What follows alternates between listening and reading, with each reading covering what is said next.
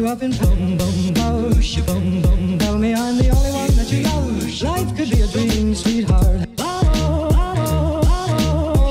Il y a un an, j'étais la personne la plus négative au monde, je voyais absolument tout en noir.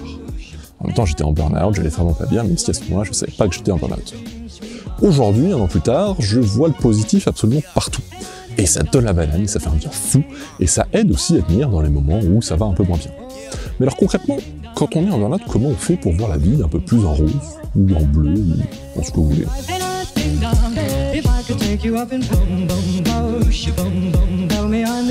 Alors pour ma part, j'ai rien fait dans ce but précis, je me suis pas dit, bon, comment je deviens plus positif? Ça fait partie d'un processus plus global de prise de recul, de guérison de manière générale. Mais je me suis dit que j'allais quand même partager un certain nombre de choses, d'astuces, de réflexes qui m'ont aidé à devenir plus positif. Déjà, il faut accepter les choses, il faut accepter notre état, que c'est comme ça pour l'instant, et une bonne manière de le faire, c'est se concentrer sur ce sur quoi on peut agir. C'est-à-dire qu'on a tendance à se concentrer sur les choses qu'on ne maîtrise pas, et qui certes nous embêtent vraiment, sont un vrai frein pour nous, mais si on ne les maîtrise pas, on n'arrivera à rien à part se frustrer. Donc concentrons-nous sur les choses sur lesquelles on peut agir, même si ça peut paraître être des petits pas, des petites actions. C'est là-dessus qu'on doit concentrer toute notre attention, surtout que de l'attention, quand on est en burn-out, on n'en a pas beaucoup. Puis il faut éliminer les gens, les choses qui sont source de négatif. Il faut savoir prendre de la distance avec les gens qui nous mettent mal à l'aise, qui nous font du mal. Il faut éviter les lieux où on croise justement des gens qu'on n'a pas envie de voir. Il faut, je sais pas, faire du ménage dans les amis Facebook, se désabonner les newsletters qui apportent des mauvaises nouvelles. Il faut, voilà, prendre de la distance avec toutes ces sources de négatifs qui sont pas forcément indispensables. Pour prendre de la distance avec les gens, il n'y a pas besoin d'aller au clash, hein, juste arrêter de donner les nouvelles pendant un certain temps, ou simplement dire à la personne, je suis désolé, là pour l'instant je peux pas le voir, je suis pas en état, ce qui est par ailleurs totalement vrai. Et il faut pas hésiter à faire une sélection assez drastique dans un premier temps, puisqu'on est de toute façon pas en état de voir beaucoup de gens, notamment au début du burn-out.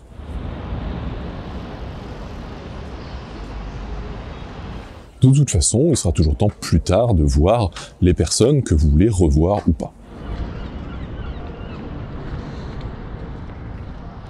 Ensuite, il faut bien sûr s'entourer de positifs, multiplier les sources de bonnes nouvelles, chercher le contact des gens qui nous inspirent, qui nous motivent, qui nous soutiennent, se rapprocher aussi de nos passions. Ça peut être des choses comme se créer une playlist avec des morceaux qui nous donnent la banane. Ça peut être des choses simples qui peuvent sembler presque bêtes. Moi, je me suis mis à suivre sur Instagram des gens qui font des choses incroyables en Lego et je suis bluffé par leur minutie, leur patience, leur créativité et ça me fait du bien. Voilà. Et je dis que ça peut sembler bête, mais avoir l'air bête ou pas, ça fait longtemps que j'ai oublié ce truc-là parce que on a rarement l'air bête en fait. Comme disait un ami, on se sent toujours plus bête qu'on l'est en réalité. Et c'est vrai, c'est-à-dire que les autres sont pas là dans l'attente de nous juger. Les autres, ils sont là surtout à essayer de pas avoir l'air bête eux-mêmes et à se demander comment ils sont perçus eux-mêmes. Donc laissons-les se préoccuper de ça et je sais pas, lâchons-nous, quoi, faisons-nous plaisir. On n'a pas besoin d'attendre la peur au ventre d'être jugé systématiquement dès qu'on fait ou qu'on ne fait pas quelque chose. Soyez également vous-même source de positif. Alors c'est dur d'être source de positif pour soi, donc soyez source de positif pour les autres. Efforcez-vous de partager des messages, des remarques, des compliments, de partager quand vous voyez, quand vous pensez, quand vous vivez des choses positives. Parce que le positif appelle le positif. Alors en retour, vous allez recevoir beaucoup de positifs pour vous, qui vous fera du bien. Moi, je me suis fixé comme règle justement de partager quand je vois, quand je vis quelque chose de positif. Et peut-être qu'une ou deux personnes maintenant me prennent pour un bisounours, j'en sais rien, mais peu importe, parce que c'est rien à côté du raz-de-marée de messages, de commentaires, de signes positifs que je reçois.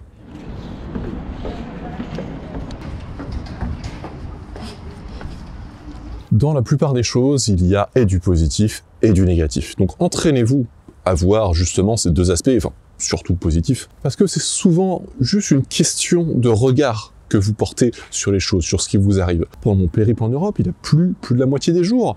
Et alors, c'est pas grave, ça a pas bouleversé mes plans. Juste une fois à Berlin, j'ai dû rentrer un peu précipitamment, mais j'ai quand même profité, mais j'ai quand même eu de la chance de faire ce voyage. La pluie ne doit pas éclipser justement tous ces autres aspects. Et même le burn-out a des aspects positifs. D'ailleurs, j'ai appelé la vidéo « Comment rester positif quand rien ne va ?» parce que je me suis dit que ça avait les chances d'être l'état d'esprit d'un certain nombre de personnes qui regardent cette vidéo. Mais moi, je vous dis tout de suite, j'y crois pas. à ce titre. J'y crois pas que rien ne va. Parce que oui, évidemment, c'est difficile. Je vais pas dire le contraire. Être vidé de toute énergie, devoir faire avec tous les symptômes, hein, les sauts d'humeur, la perte d'attention, la perte de mémoire, les insomnies, tous les autres symptômes. Oui, c'est difficile. Évidemment, c'est pas drôle. Mais ça veut pas dire que rien ne va.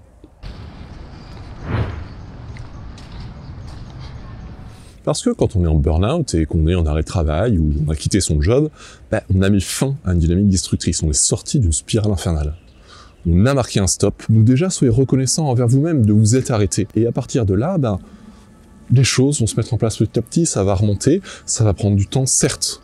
Mais vous êtes en train de vous construire une vie meilleure, une vie plus positive, une vie plus équilibrée, une vie qui vous ressemble plus.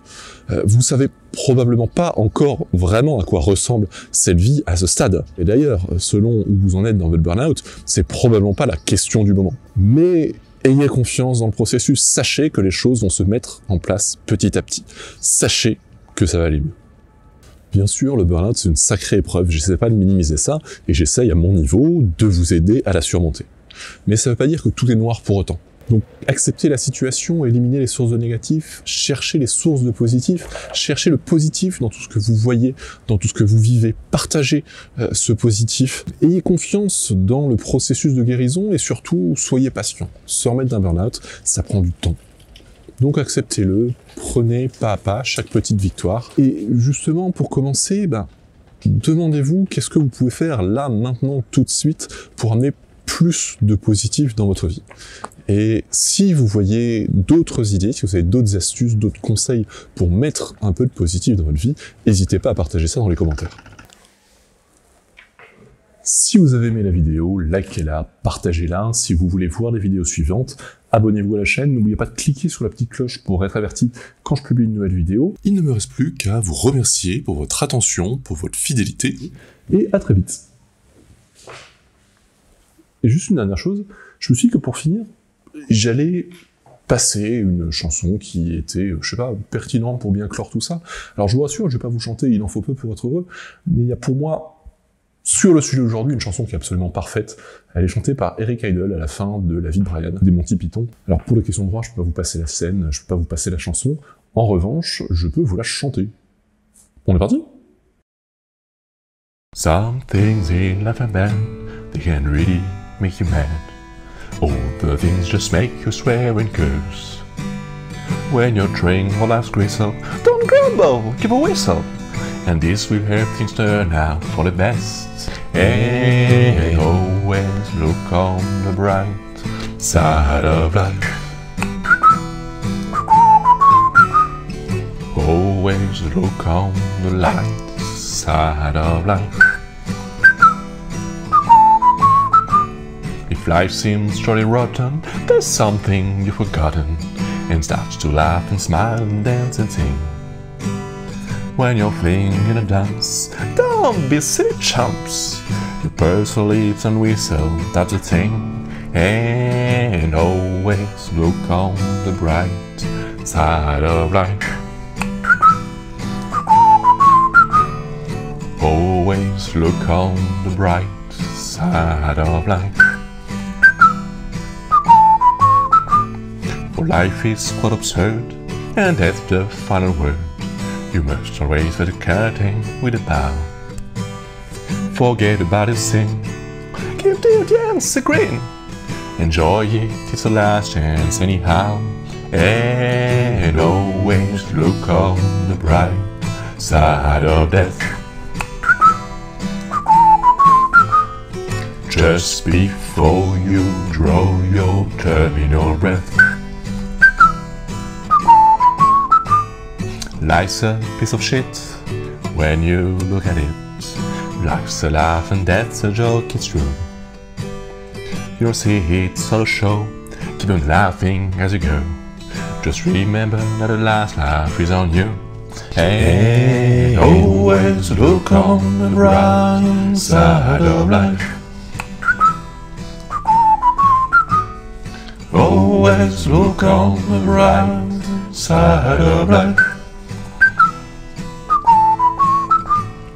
Always look on the bright side of life.